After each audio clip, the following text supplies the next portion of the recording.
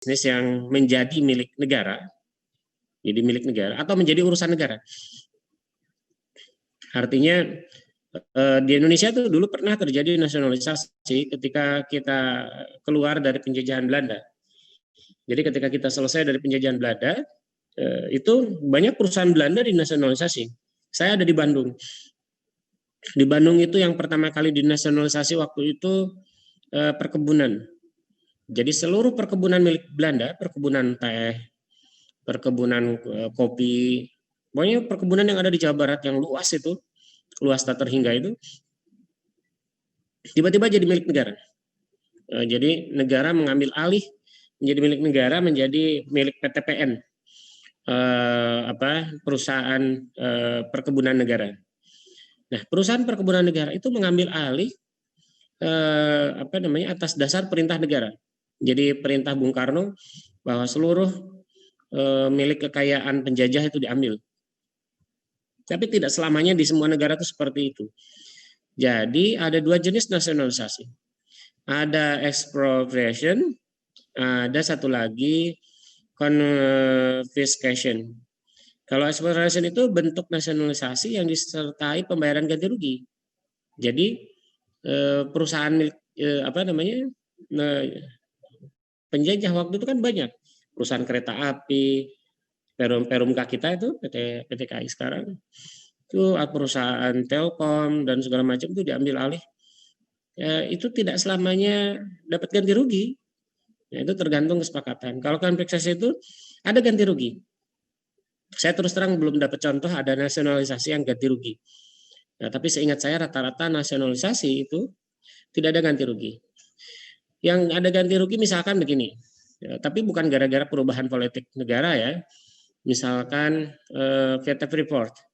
PT Freeport itu asalnya milik Amerika, full seluruhnya milik Amerika. Kemudian 50% sahamnya sekarang dimiliki oleh negara kita, oleh negara diwakili oleh PT Inalum. Jadi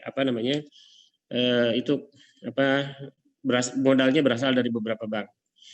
Nah, berarti artinya PT Freeport itu dinasionalisasi, tetapi dengan kompensasi. Ada kompensasi, ada uang, karena kan sahamnya dibeli. Jadi sahamnya dibeli 50%. Kemudian selain nasionalisasi, itu ada satu lagi namanya exchange price. Exchange price itu artinya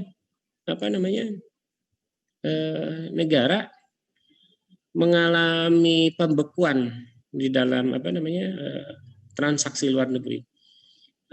Transaksi luar negeri yang dibekukan itu misalkan begini. Indonesia dengan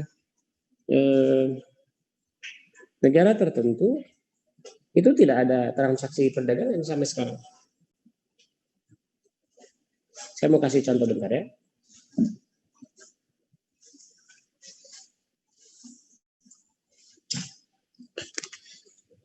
Atas kita kan punya paspor seperti ini nih. Nah, kita paspor seperti ini. Di paspor ini biasanya ditunjukkan negara tertentu ke kita kemana itu. Misalkan saya pernah kemana aja sih? Ini kan ada keberangkatan kita kemana, ke negara mana gitu ya.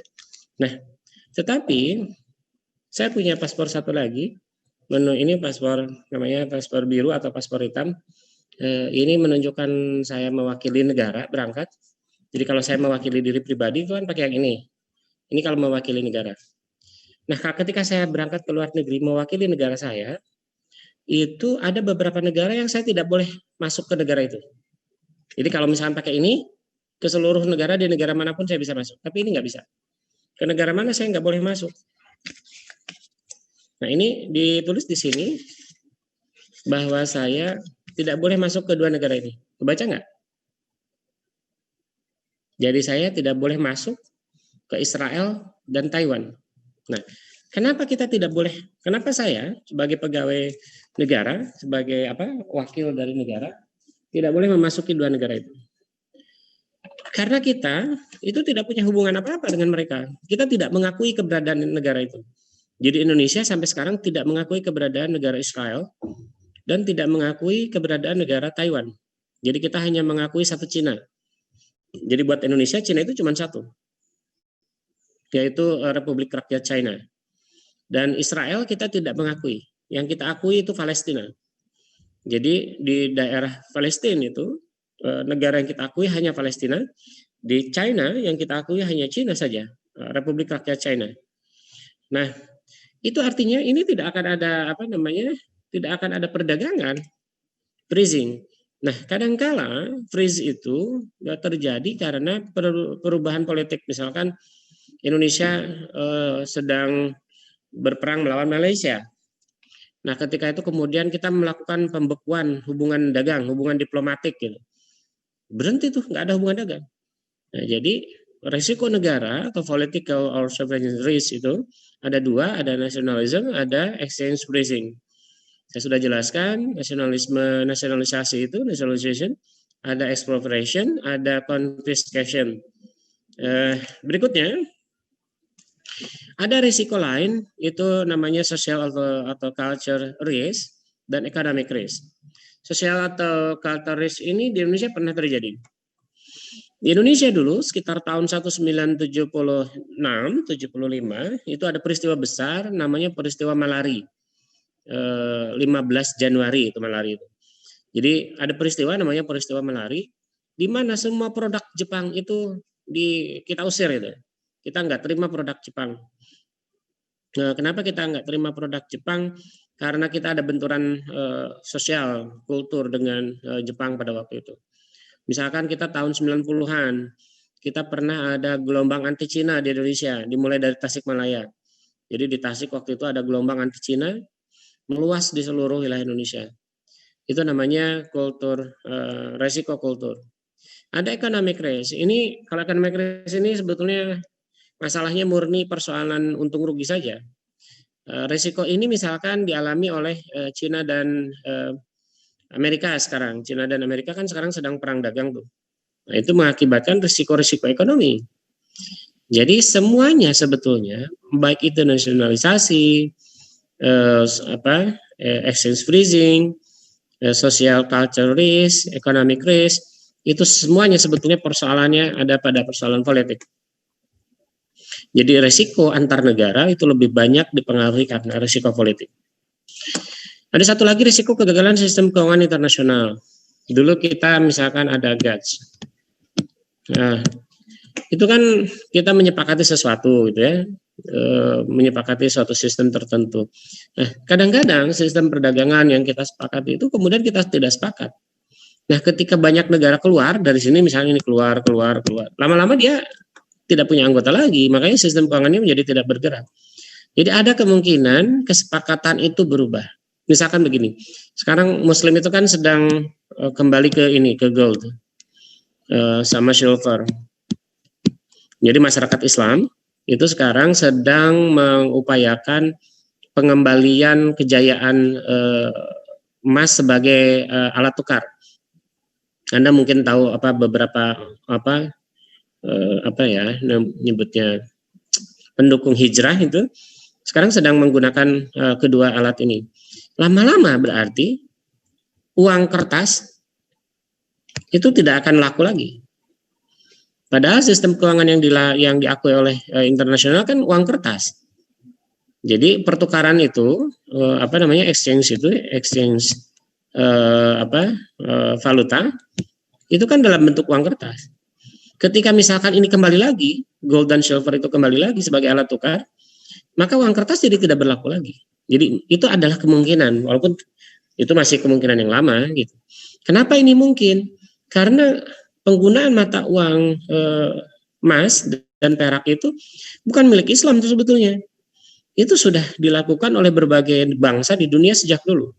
Kalau Anda perhatikan misalkan mata uang Cina itu sejak zaman 3 kerajaan, mata uangnya itu ada emas, perak, perunggu gitu ya. Jadi mata uang itu dari dulu logam dan dinilai dengan berat logamnya. Yang kemudian diganti dengan sistem Yahudi yang menggunakan kertas. Uang kertas itu kenapa kita sebut sistem Yahudi? Karena itu sifatnya hutang. Nah, jadi kertas itu sebetulnya surat pernyataan kepemilikan hutang. Jadi itu berbeda dengan emas. Gitu. Nah, apakah mungkin kita kembali ke sini? Kita tidak tahu. Jadi tetapi resiko itu mungkin ada. Nah, seperti yang sudah saya jelaskan pada pertemuan-pertemuan sebelumnya, kita akan melakukan hedging atau tindakan untuk menghindari mengurangi. Jadi menghindari persis itu sebetulnya ya agak mustahil ya. Yang pasti itu adalah mengurangi risiko kerugian. Jadi hedging itu adalah tindakan yang dilakukan oleh perusahaan untuk menghindari mengurangi risiko atas falas akibat terjadinya transaksi bisnis. Transaksi bisnis yang sudah kita jelaskan kemarin ya. Nah, transaksinya sendiri bisa kita bagi dua, itu secara umum sebetulnya karena utang piutang. Jadi utang piutang mengakibatkan seseorang kemudian mendapatkan risiko. Risiko nilai hutangnya turun atau naik. Misalkan ya, Tias punya hutang 1.000 US dollar ke Alia misalkan. Jadi Tias punya hutang ke Alia. Kalau sekarang kursnya misalkan 15.000, kemudian nanti bayarnya naik 16.000, berarti dia rugi kan? Ruginya sebesar 1.000 per US dollar. Berarti kan ada risiko. Jadi tidak hanya sekedar persoalan orang berdagang kemudian timbul risiko, tidak. Utang piutang juga menimbulkan risiko. Berikutnya mendapatkan pinjaman. Jadi kadang-kadang kita dalam melakukan bisnis bagi perusahaan kita itu kan kita suka pinjam nih, suka pinjam ke bank. Itu juga menimbulkan risiko kalau kita menggunakan pinjamannya dalam bentuk valuta asing. Jadi sebetulnya baik itu pinjaman itu mau pakai valuta asing atau enggak, dua-duanya mengandung risiko.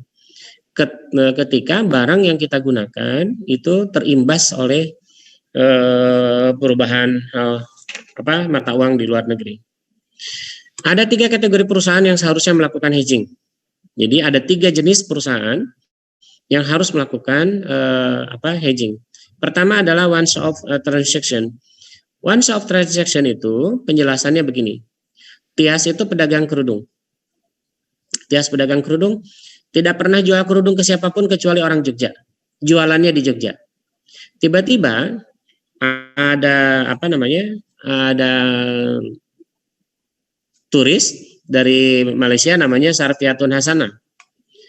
Nah, Tias Ayu itu punya produk kerudung di Jogja. Kemudian ada orang Malaysia datang, namanya Sarfiatun Hasanah. Tiba-tiba dia bilang begini, bisa nggak sediakan saya 1.000 pieces per minggu? Tapi jangan kata ada per minggu. Bisa nggak saya sediakan 1.000 pieces ke Tias itu? Nah, transaksinya berapa kali? Sekali kan? Jadi Sarfiatun membeli kerudung sebanyak 1.000 ke Tias yang selama ini tidak pernah melakukan transaksi ke luar negeri. Tias itu bahan bakunya dari Bandung misalkan, produk lokal dari Majalaya, kemudian dijual ke orang Jogja. Jadi domestic to domestic. Transaksi yang dilakukan semuanya menggunakan rupiah. Nah, kemudian Sarfiatun kan hanya punya uang dalam bentuk ringgit Malaysia. Maka kemudian transaksi disepakati dalam ringgit Malaysia misalkan. Nah, pada once-off transaction itu kita harus melakukan hedging. Kenapa? Karena ringgit Malaysia itu bisa naik atau bisa turun. Sekarang ringgit Malaysia 3.750. Sementara transaksi dalam ini kan beresiko. Kalau misalkan sekarang satu kerudung itu taruhlah 10 ringgit Malaysia, berarti kan kalau misalkan tiba-tiba naik 100, turun 100, itu kan akan berpengaruh terhadap pendapatan Tias Ayu kan? Nah, itu artinya ada resiko. Tapi resikonya hanya sekali-kalinya. Tias juga tidak akan berniat menyimpan ringgit Malaysia dalam jumlah banyak dalam waktu yang panjang juga. Maka pada once-off transaction itu kita harus melakukan hedging. Hedging kemarin sudah kita pelajari, ada forward, ada future, ada option. Sekarang tinggal pilih yang mana. Kira-kira, kira-kira Tias Ayu akan menggunakan hedging yang mana di antara ketiga ini? Asa? Ya Pak. Kira-kira Tias akan menggunakan hedging yang mana di antara ketiga hedging?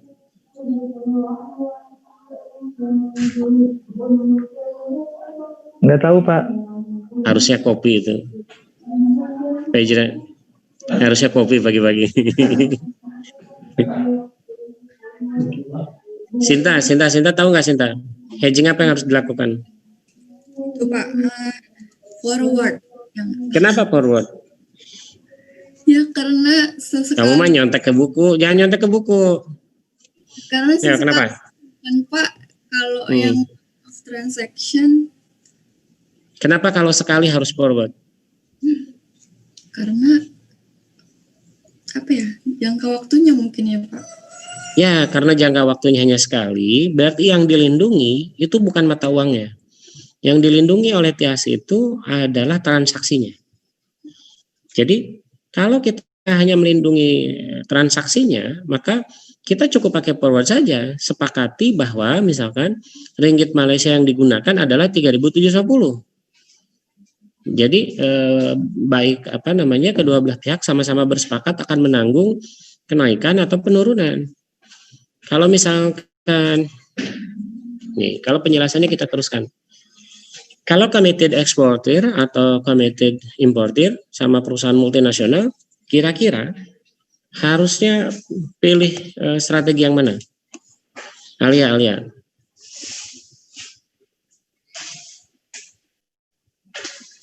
Mana Pak? Kalau committed eksportir ataupun importir atau perusahaan multinasional, baiknya memakai strategi yang mana?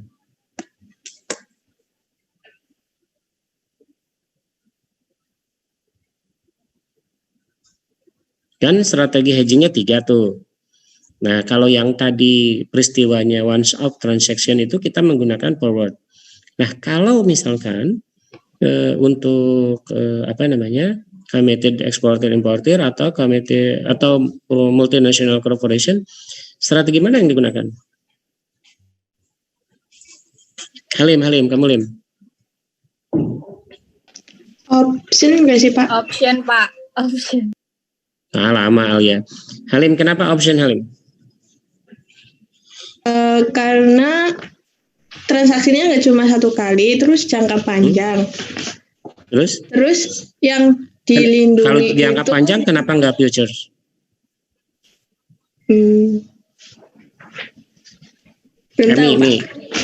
Mi, kenapa nggak future? Sama-sama jangka panjang.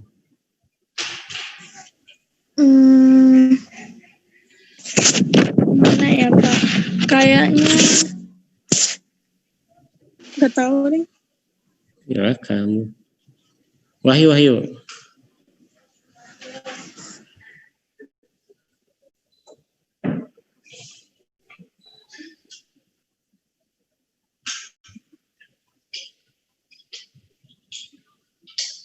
Halo.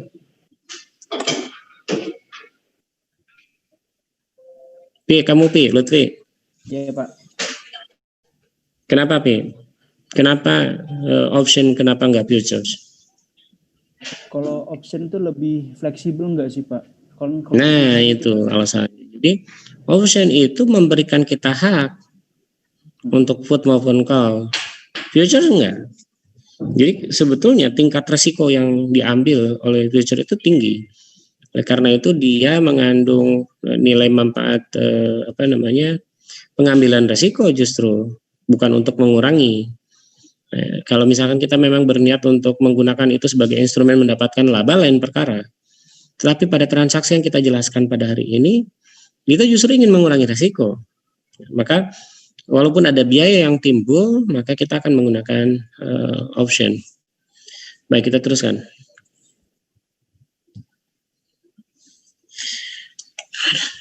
Yang sering kali orang sepengalaman saya lihat di lapangan itu, kelemahan terbesar ketika orang melakukan manajemen transaction itu, kelemahannya adalah selalu memulai pada langkah nomor 3 ini.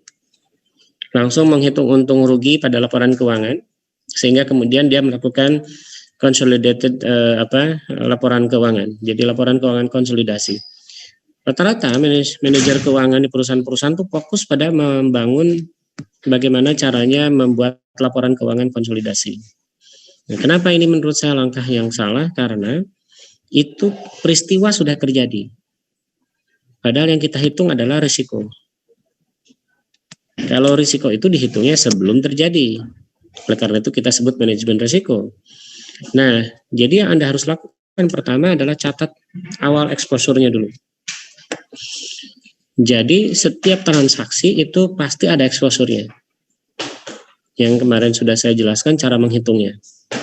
Jadi berapa jumlah valuta, berapa banyak nilainya, jadi valuasinya berapa, kapitalisasinya berapa, itu yang dihitung pertama. Kemudian baru dicatat saldonya. Saldo itu kemudian barulah kita hitung dalam upaya kita melakukan laporan keuangan konsolidasi. Jadi biasanya yang dua langkah ini tidak dilakukan sedari awal. Strategi yang dilakukan pada nomor 1 itu gunakan cara yang sudah kemarin diajarkan cara menghitungnya. Baru terakhir hitung apakah ada piutang atau hutang atas transaksi itu. Semua penjelasan yang ini saya baru sadar di buku itu ternyata baru identifikasi itu. Coba dicek di buku saya di halaman terakhir itu, baru identifikasi, nih pencatatan awal. Ternyata langkah kedua, ketiga, keempat itu kepotong. Betul nggak? Betul, Pak. Nah iya, saya baru sadar itu. Pas saya lihat, kok langkah kedua, ketiga, keempat itu nggak ada. Jadi silahkan Anda isi sendiri langkahnya sesuai yang sudah saya jelaskan ini. Dengan catatan keterangan seperti yang saya jelaskan. Sudah dimasukkan? Oke, dicatat bahwa identifikasi itu maksudnya pencatatan awal ya. Pencatatan awal exposure pada transaksi. Akibatnya akan nanti menghitung exposure pada translation. Ujung terakhir baru accounting exposure. Jadi kalau kita lihat itu, pertama transaction exposure itu mengakibatkan kita melakukan perhitungan translation exposure, yang ujungnya kemudian mungkin di dalam accounting exposure itu kita memperhitungkan tax exposure. Jadi langkah yang hilang di dalam buku saya itu adalah langkah kedua, ketiga, dan keempat. Sedangkan untuk membuat laporan konsolidasi, saya sarankan Anda mempelajarinya di mata kuliah akuntansi lanjut biasanya. Kalau saya dulu di mata kuliah itu, atau nanti kalau misalkan Anda mengambil skripsi di bidang ini, saya jelaskan di mata kuliah di bimbingan tersendiri. Baik, perkuliahan kita akhiri sampai di sini. Kalau ada pertanyaan, saya mohon maaf ditulis di grup saja, dan setiap orang berhak untuk membantu saya menjawab pertanyaan itu. Untuk nilai saya tampilkan aja ya. Soalnya kok masih banyak yang nilainya kecil. Tapi yang hari ini yang bagus itu yang Harunisa itu. Dia melakukan riset pada sel.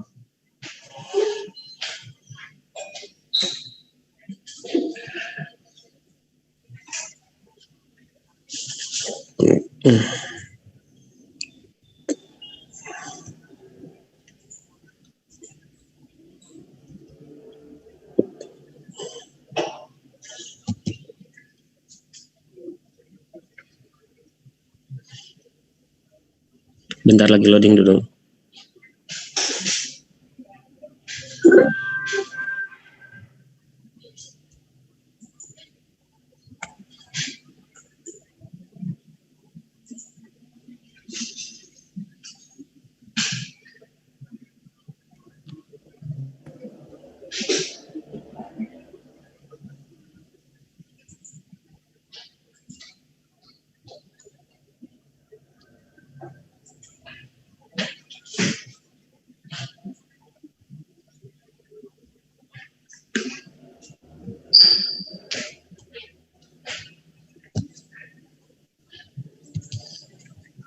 Baik, kalau lihat nilai ini, berarti yang nilainya A baru berapa orang?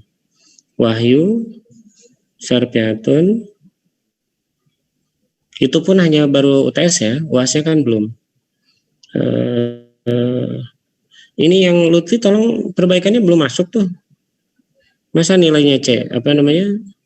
Usahakan jangan ya. Lutfi, mana Lutfi? B?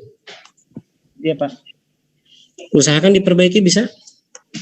Iya Pak. Yang UTS, saya kan sudah kasih keterangan apa yang harus diperbaikinya. Kalau misalkan ragu-ragu apa yang harus diperbaikinya, tanyain ke saya lagi. Di Jafri aja ya personalnya. Kalau ngelihat ini kan, Iya Pak, nanti berarti saya kan ganti, Pak. yang ini mana lagi? Udah sisanya kalau nggak BC, yang Lutfi ini yang saya agak khawatir ini. C. Ini kan sisanya B.